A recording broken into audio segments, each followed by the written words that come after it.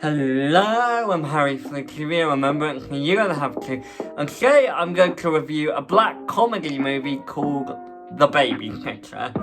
Now, The Babysitter follows a boy named Cole who's bullied a lot in his school, and his only companion seems to be his babysitter B, but he soon finds out that B is a part of a devil blood cult, and he has to survive the night trying not to be killed by B or one of her cult friends. The movie, I think, is fairly underrated. It's not really as big as, like, say, the Terrifier movies or the Chucky movies or the Nightmare on Elm Street films. It's not really a big name franchise, but honestly, I really enjoyed this film. It really blends comedy with horror really well. In fact, better than Seed of Chucky ever did. And the characters are very likable. I think Cole was a very likable main lead. I thought he was a very realistic 12-year-old in the fact where he seems to be a very lonely soul. He seems to be a very lonely boy, and the only person he can confide in, aside from his parents maybe, is the babysitter B. And that makes it all the more heartbreaking when the twist happens.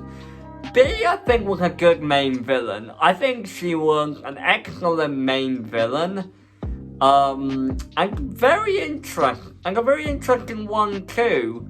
And she seems to have a lot more to her than just being an evil babysitter that's revealed in the second movie, but I will get to that later on. B, honestly, I think is a good main villain. I think when we find out what she's truly like, it was really shocking.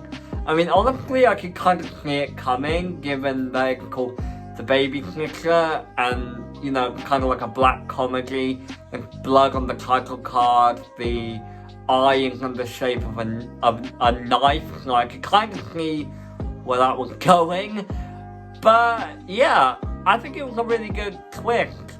Honestly, she's being a way better twist villain than Hans from Frozen.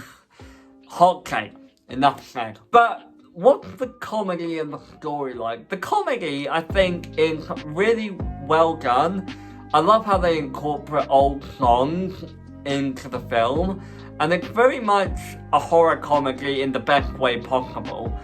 It's not like the late Nightmare on Elm Street films or Seed of Chucky, where they overdo it with the comedy and, you know, to the point where it overshadows the horror.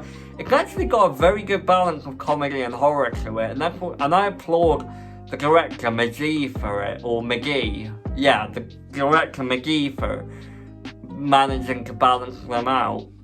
Honestly, after watching the film, it kind of has the feel of a James Gunn movie. It's got very old songs incorporated in it. It's got a really good mix of horror and comedy, and it's got a genuinely good story to it. Like, the fact that Cole's arc in that film is to kind of, I guess, grow up and figure out what he wants and also stand up for himself. I thought that was quite a good arc for him. This movie and its sequel, which I'll get to in another video, kind of feels like it was directed by James Gunn, even though it wasn't. To me, it had that kind of vibe of a James Gunn movie. But honestly, I give it a 10 out of 10. The horror was great, the comedy was hilarious, the storytelling was great, the gore was